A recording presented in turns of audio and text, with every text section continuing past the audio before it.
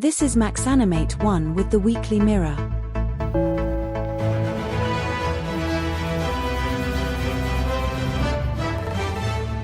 Good evening, and welcome to the Weekly Mirror, your trusted source engaging stories, and a comprehensive overview of the week's most important events in 15 minutes. We start off with Monday's headline. Labour MP and former Minister Tulip Siddique has been sentenced to 2 years in prison in Bangladesh after being put on trial in her absence alongside 16 other individuals over serious corruption allegations that have drawn significant media attention and public scrutiny. This high-profile case has sparked widespread debate about the integrity of the judicial process in Bangladesh, particularly concerning politically motivated charges against opposition figures. The court found Siddique guilty of allegedly influencing her aunt, Bangladesh's ousted Prime Minister Sheikh Hasina, to secure a valuable plot of land for her family in the outskirts of the capital Dhaka, a claim that Siddique vehemently denies, asserting that the accusations are baseless and politically charged. Siddique argues that the trial lacked fairness, transparency, and due process, emphasizing that she was not afforded the opportunity to defend herself in court, which she contends undermines the very principles of justice. Currently based in London, Siddique is unlikely to serve the sentence given her status as a British MP and the potential for diplomatic intervention. She has publicly condemned the proceedings, stating that the entire process has been flawed and farcical from the beginning to the end, indicating her belief that the case was orchestrated to tarnish her reputation and silence dissenting voices within the political landscape of Bangladesh. As the situation unfolds, it raises critical questions about the rule of law in Bangladesh, the treatment of political opponents, and the implications for Bangladesh's international relations, especially with the United Kingdom, where Siddique has a significant following as a Member of Parliament. This case not only highlights the personal struggles of a prominent politician but also reflects broader issues of governance, accountability, and human rights within the region, prompting calls for a re-evaluation of the legal standards and practices employed in politically sensitive cases. There's been absolutely no summons sent to me. There's no charge sheet. I've had no correspondence from them. I'm not difficult to find. I'm a parliamentarian. All they had to do is send some papers to the House of Commons, to Parliament, and I would have responded. So I feel like I'm in some sort of Kafkaesque nightmare where I'm carrying on doing my day job, but on the other hand, I'm apparently being convicted in Bangladesh, and the only reason I know I'm being convicted is because I read it in the newspapers. So this is trial by media, which is deeply unfair. Moving on to Tuesday's headline, the UK government has criticised delays in aid being allowed into Gaza after a consignment of more than 1,100 tents it sent to the Strip took more than a year to arrive, highlighting the urgent need for efficient humanitarian support in a region that has faced prolonged hardship. The Foreign Secretary has also raised concerns that other UK-funded aid, intended to alleviate the suffering of the besieged population, had been unable to reach residents, even in the wake of a tentative ceasefire between Hamas and Israel, which many had hoped would facilitate the flow of much-needed supplies. Yvette Cooper, the Shadow Home Secretary, expressed her deep dismay at the ongoing humanitarian crisis, stating that the situation in Gaza remains dire. She noted that the United Nations has issued alarming warnings, indicating that approximately 1.5 million people are in need of urgent shelter amidst worsening rains and plummeting temperatures as winter approaches. The stark reality is that many families are left vulnerable, exposed to the elements as they struggle to find safe, dry places to sleep. The Israeli government, in response to international scrutiny, claimed it was upholding aid delivery agreements and asserted that it had facilitated the transfer of close to 250,000 tents and tarpaulins to Gaza in recent months. Yet this assurance has done little to quell the mounting concerns of humanitarian organizations and foreign officials regarding the speed and efficiency of aid distribution. The UK-funded tents, each designed to accommodate a family of 5, finally reached Gaza on Monday, bringing with them a glimmer of hope, with more shipments expected to arrive within the week. Government sources indicated that these tents will provide essential shelter for as many as 12,000 people during the harsh winter months ahead, potentially saving lives as temperatures continue to drop. Cooper emphasized that the unacceptable delays in getting aid into the Strip must not persist, advocating for the opening of all crossings into the territory to ensure unhindered humanitarian access.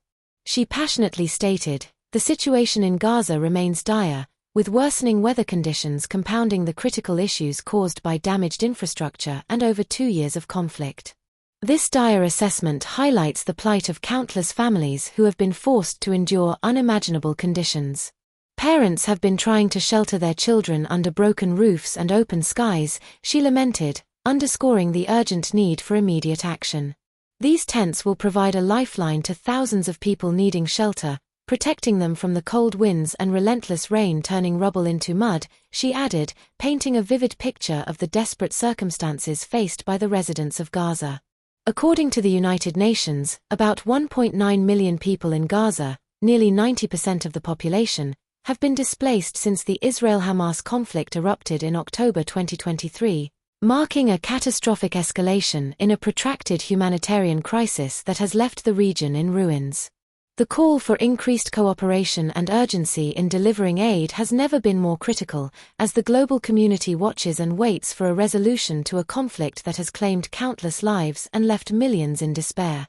On to Wednesday's headline: a bowel cancer survivor has scaled Mount Kilimanjaro to raise money in aid of fellow sufferers' care, to give back after his recovery, demonstrating extraordinary courage and commitment to a cause close to his heart. Mark Harrington, a resilient individual from Alcester, was joined by his devoted friend Dean Hans, both hailing from Warwickshire. Together, they embarked on this daunting expedition to the summit of Mount Kilimanjaro in Tanzania, a journey that would test their limits both physically and mentally. Over the course of 4 days, they ascended from base camp, confronting the harsh realities of nature that included unexpected snowfall and bone-chilling temperatures that threatened to impede their progress. Each step upwards was not only a personal victory but also a testament to their solidarity and shared mission to illuminate the struggles of those battling bowel cancer. In 2023, Mr. Harrington underwent life-saving emergency surgery after receiving a bowel cancer diagnosis that changed his life forever. With an unwavering spirit, he has since dedicated himself to raising awareness and funds for the care of fellow cancer sufferers, achieving an impressive milestone by raising over £4,000 towards his ambitious £10,000 target. This fundraising effort reflects his profound desire to ensure that no one faces the challenges of bowel cancer alone, and his journey up Kilimanjaro serves as a powerful symbol of hope and resilience. The South Warwickshire University NHS Foundation Trust, SWFT, charity has lauded the efforts of Mr. Harrington and his team, emphasising that their endeavours will genuinely make a real difference for future patients navigating the complexities of bowel cancer treatment. Their commitment, fueled by personal experience and a desire to give back, resonates deeply with the community and inspires others to contribute to this vital cause. This is not the first time Mr. Harrington and Mr. Hans have engaged in charitable activities aimed at supporting medical advancement. In a remarkable display of determination and athleticism, the duo previously cycled from Land's End to John O'Groats last year, an ambitious endeavour that culminated in the establishment of a new colorectal care facility at Warwick Hospital, aptly named the Harrington Suite in honour of Mr. Harrington's tireless advocacy. This suite, which officially opened in May, stands as a lasting legacy of his fundraising efforts, with a total of £9,320 raised for the charity, directly benefiting patients in need of specialised care. A spokesperson for SWFT Charity expressed their pride and gratitude, stating, "We are incredibly proud of Mark, Dean, and the entire team for completing such an intense and unpredictable challenge. Their resilience and determination will make a real difference for future patients, and we are so grateful for their ongoing commitment to enhancing bowel cancer treatment at SWFT." The collective efforts of individuals like Mr. Harrington and Mr. Hans not only raise necessary funds but also foster a sense of community and support, reminding us all of the importance of compassion and solidarity in the face of adversity. Moving on to Thursday's headline. Reform UK leader Nigel Farage has said an investigation by the party into allegations the leader of a council made racist comments online doesn't look good, indicating deep concerns over the potential implications for the party's reputation and integrity in the current political climate.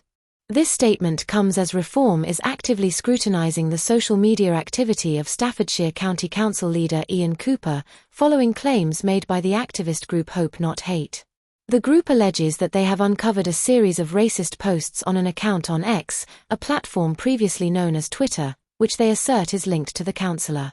Farage's remarks underscore the heightened sensitivity surrounding issues of race and discrimination, particularly in political discourse, where any hint of racism can provoke widespread condemnation and backlash. The party's decision to investigate these allegations reflects a commitment to accountability, as they aim to determine the authenticity of the claims and the implications for their leadership. The incident has not only drawn attention to the individual behaviors of elected officials but also raises broader questions about the political culture within local councils and the standards to which public servants should be held. As the investigation unfolds, many are watching closely to see how Reform UK will handle the situation, as it could significantly impact their public perception and electoral prospects. The outcome may also influence discussions around social media governance and the responsibilities of public figures in maintaining decorum online, especially given the increasing scrutiny that social media presence brings to political figures in today's digital age. Friday's headline is that Russian President Vladimir Putin has stated that Moscow is prepared to ensure uninterrupted shipments of fuel to India, a crucial commitment at a time when Delhi is facing increasing pressure from the United States to halt its purchases of Russian oil. This statement comes amid ongoing geopolitical tensions and economic sanctions imposed by Western nations in response to the conflict in Ukraine. During a press conference held in New Delhi, Putin, standing alongside Indian Prime Minister Narendra Modi, voiced his concerns over the double standards in international energy trade. He questioned why India, a sovereign nation acting in its own economic interest, should be penalized for securing energy supplies when the United States continues to engage in nuclear fuel transactions with Moscow. This rhetorical stance highlights the complexities of global energy politics, where nations often navigate competing interests and alliances. The backdrop of this dialogue is marked by contentious trade relations, particularly as former President Donald Trump had previously enacted a significant 50% tariff on a wide range of Indian products. This move was justified by the U.S. administration with the argument that India's ongoing purchase of Russian oil was indirectly contributing to the funding of the war in Ukraine, an allegation that the Indian government has vehemently denied. India maintains that its energy security is paramount and that it must pursue a diversified energy portfolio to meet its growing demands. As the global energy landscape continues to evolve, the relationship between India and Russia remains pivotal, especially in light of India's strategic ambitions and its desire to maintain autonomy in foreign policy decisions. The discussions between Putin and Modi not only reflect the immediate economic implications of oil trade but also underscore the broader geopolitical dynamics that influence international relations in the 21st century. The outcome of these negotiations may have lasting ramifications for both nations as they work to balance their interests against the backdrop of a rapidly changing global order. National Lottery results. Lotto, 5, 7, 10, 17, 32, 44, and the bonus ball is 40, jackpot is £3.8 million. Euro Millions, 9, 15, 25, 34, 46, and the lucky stars are 8 and 12, the jackpot is £113 million, UK Millionaire Maker Code is MBJB69891, congratulations if you are a millionaire. Thunderball, 11, 30, 31, 36, 39, and the Thunderball is 1. You can check out the results on the National Lottery website. And now the weather for the week ahead. Tonight, rain will linger over much of Scotland, creating a somber atmosphere as the droplets dance against windows and pave the streets with a reflective sheen. However, as the night progresses into the early hours, this persistent rain will gradually clear eastward, allowing the skies to open up and reveal glimpses of starlight before dawn. Elsewhere across the United Kingdom, particularly in England and Wales, conditions will be predominantly dry initially, offering clear spells that may inspire evening outings or peaceful moments under the vast, open sky. Yet, as the night deepens, a band of showers is set to sweep into western areas, bringing a reminder of the changeable nature of the weather. Tomorrow, as the sun rises, it promises to be a drier day overall, adorned with a plethora of bright spells that will illuminate the landscapes of England, Wales, and Northern Ireland. However, a few sporadic showers may still make their presence felt, particularly in the afternoon, adding a refreshing touch to the air. Meanwhile, Scotland will experience variable cloud cover, accompanied by areas of rain that will predominantly affect the northern regions, especially during the morning hours when the skies will be at their greyest. Looking ahead to Tuesday, rain will continue to linger in the northern parts of Scotland, primarily in the morning, where the landscape may appear moody and dramatic under the weight of dark clouds. However, as the day progresses, this rain is expected to become confined to the far north and northwest, allowing the rest of Scotland to enjoy a brief respite.